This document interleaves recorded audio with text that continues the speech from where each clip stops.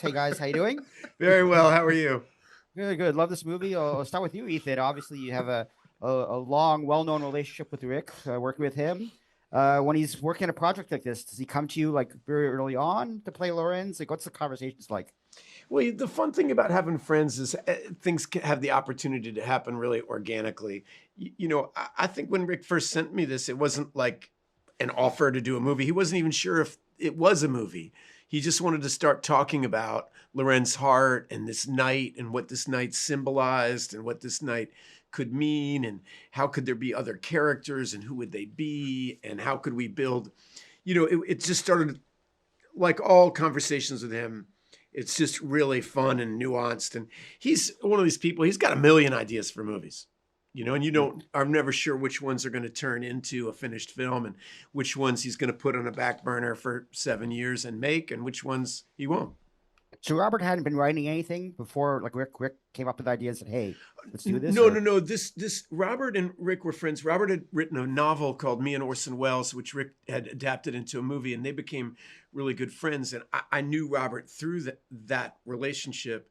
And Robert was writing a piece about Lorenz Hart, and he wasn't sure whether it should be a short story or a movie, or should it be a one-man show, or what is this thing? And Rick was kind of working with him on. He's like, I think this is a film.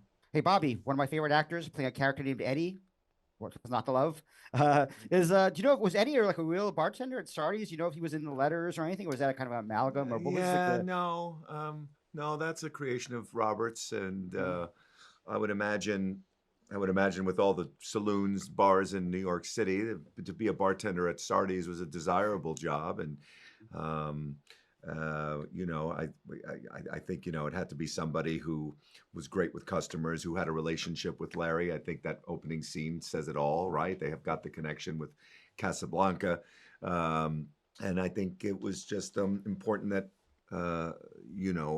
Larry's wit and sense of humor, and who had a sense of humor himself, and who was a sort of rock solid presence there. For Larry, like any good bartender, I think. But I don't think he was based on anybody actual, no. Andrew, I didn't recognize you at first as Richard Rogers. Maybe it was the size difference. I'm not really sure, but it was kind of startling. But like, obviously, Richard Rogers was around long afterwards. He was, on TV, filmed.